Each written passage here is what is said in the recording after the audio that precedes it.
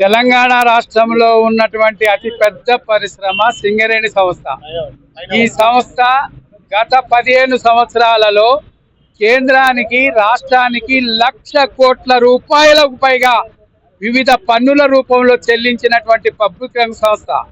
ఈ సంస్థ ఇంతే కాదు, మొత్తం అండర్ గ్రౌండ్ మైన్స్ లలో నష్టాలు వచ్చినా ఓపెన్ కాస్ట్ లాభాలతోని బేరీజు వేసుకొని ప్రైవేట్ వాడి లెక్క లాభాలే చూడకుండా కార్మికుల సంక్షేమం కోసం పాటుపడుతున్నటువంటి సంస్థ ఇది.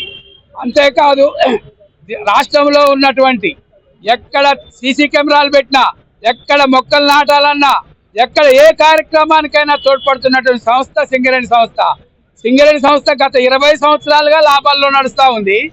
దేశవ్యాప్తంగా జాతీయ అంతర్జాతీయ అవార్డులు వస్తూ ఉన్నాయి.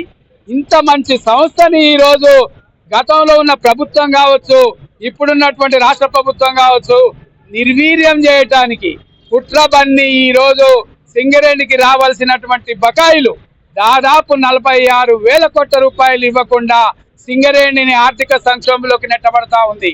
దీని ద్వారా సింగరేణి సంస్థ ఈరోజు రుణాల కోసం బ్యాంకుల చుట్టూ తిరిగి వడ్డీలకు తీసుకొచ్చి జీతభత్యాలు ఇస్తున్నాం, సింగరేణికి మెయింటెనెన్స్ చేస్తున్నాం. ఇవన్నీ ఇట్లా పోగా వడ్డీకి తీసుకొచ్చిన పైసలను కూడా ఈ రాష్ట్ర ప్రభుత్వం ఫుట్బాల్ పేరుతోని 10 కోట్లు, అట్లాగే అనేక చోట్ల జాబు మేళాతోని లక్షలాది కోట్ల రూపాయలు దుర్వినియోగం ఈ యొక్క సంస్థ ఇచ్చిన అప్పుల నుంచి కాజేస్తా ఉన్నారు. అంటే వీళ్ళు సింగరేణి సంస్థను ఏం చేయదలుచుకున్నారు? బొగ్గు బ్లాకులు ఒక పక్కనేమో ప్రైవేట్ వాళ్ళకి ఇచ్చుకుంటూ పోతా ఉన్నారు. బొగ్గు తీసే పనితో సహా ప్రైవేట్ వాళ్ళు తీస్తే సింగరేణి కార్మికులు ఏం కావాలి? ఇది సూటిగా ప్రశ్నిస్తున్న ఈ యొక్క రాష్ట్ర ప్రభుత్వాన్ని. మా పానాన మమ్మల్ని బతకనియండి. మా సంస్థ మంచిగా నడిచే సంస్థ, మంచిగా మా పానాన్ని మమ్మల్ని బతకనియకుండా మమ్మల్ని చంపడానికి మీరు కుట్ర పన్నారా? అటు కేంద్ర ప్రభుత్వం బ్లాకులు ఇవ్వదు, ఇటు మీరు ఉన్న బ్లాకులు ప్రైవేట్ వాళ్ళకి ఇచ్చుకుంటారు. ఉన్న బొగ్గు డబ్బులు, కరెంటు డబ్బులన్నీ లూటీ చేస్తారు. అసలు ఏమనుకుంటారు? ఇంత మంచి సంస్థని మీరు పబ్లిక్ సెక్టార్ మీద ఇంత కుట్ర ఎందుకు పన్నిండ్రు? దీన్ని సూటిగా ప్రశ్నిస్తున్నాం. మీరు ఎన్నికల ముందు అనేక వాగ్దానాలు చేశారు. సింగరేణి కొత్త బ్లాకులు తీసుకొస్తున్నాయి, అటే పోయినాయి. ఎన్నటి పోగా మొత్తం అప్పులన్నీ డబ్బులు కట్టకుండా ఇంకా పరిస్థితి ఏంటంటే ఉన్న హక్కులు పోగా కొత్త హక్కుల మీద కూడా దాడి చేస్తా ఉన్నారు. కార్మికుల సంస్థని నిర్వీర్యం చేసి కార్మికులకు రావాల్సినటువంటి ఉద్యోగం, అట్లా డిపెండెంట్ ఎంప్లాయ్మెంట్, కారుణ్య నియామకాలు కూడా సంవత్సర కాలం పాటు నిలిపేశారు.